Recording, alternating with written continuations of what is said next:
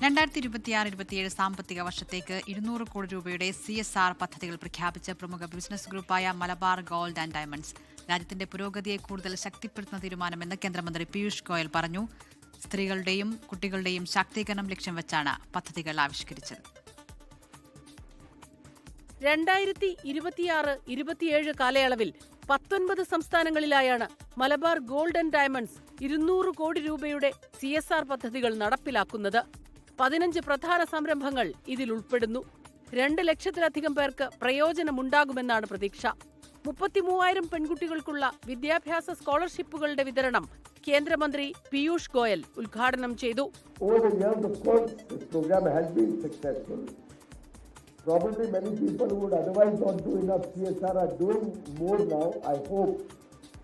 But what you have done today is actually validated what I had said 13 years ago in that committee meeting.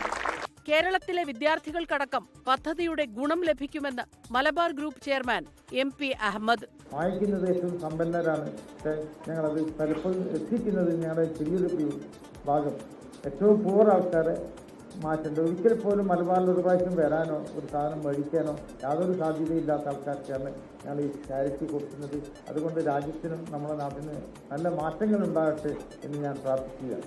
ഡൽഹിയിലെ Ambedkar international സെന്ററിൽ നടന്ന പരിപാടിയിൽ Malabar group chairman MP Ahmed, India operations managing director O Asher, executive ഡയറക്ടർമാരായ Nishad AK, Abdulla Ibrahim, Pratham CEO Rukmini Banerjee, Thanal chairman doctor Idris തുടങ്ങിയവർ പങ്കെടുത്തു.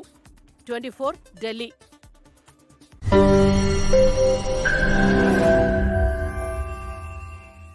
ലോകത്തെവിടെയായാലും ഏത് സമയത്തും 24 വാർത്തകളും ഓഗ്മെന്റഡ് റിയാലിറ്റി പാക്കേജുകളും എക്സ്പ്ലെയിനറുകളും വിശദമായി കാണാൻ ഞങ്ങളുടെ YouTube ചാനൽ നിങ്ങൾക്ക് സബ്സ്ക്രൈബ് ചെയ്യാം.